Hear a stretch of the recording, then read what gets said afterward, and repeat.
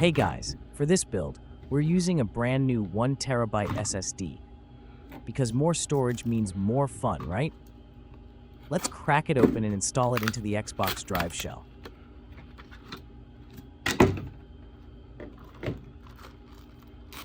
A 1 TB drive can fit around 160 games.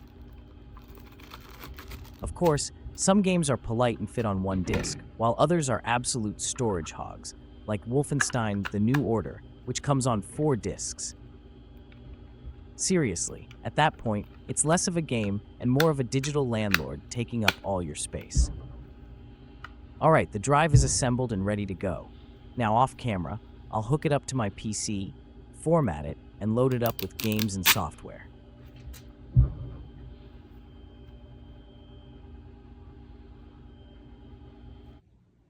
Alright, the drive is packed with a little over 160 Xbox games, basically a digital buffet of awesomeness. Now let's slide it into the Xbox RGH console, power it up, and hope it fires up like a champ on the first try.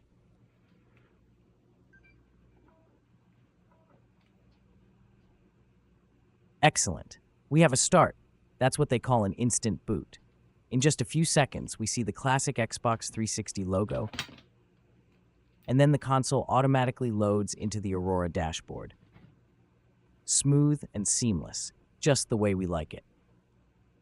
Oh, and don't forget about the freshly rebuilt original Xbox 360 controller that comes with the console. It's already been tested and is good to go, so we'll set it aside for now.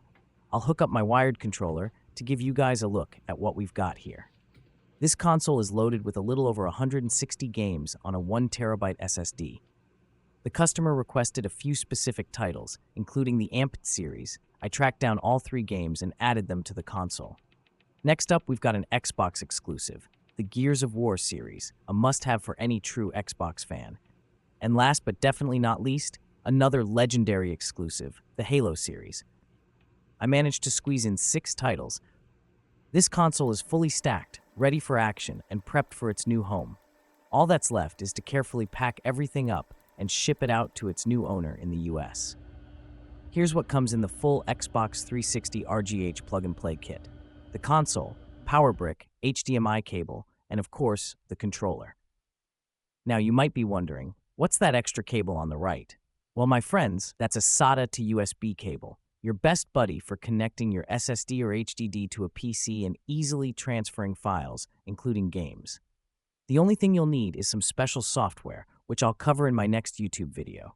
So in the meantime, hit that subscribe button, smash the like, and stay tuned. Love you all.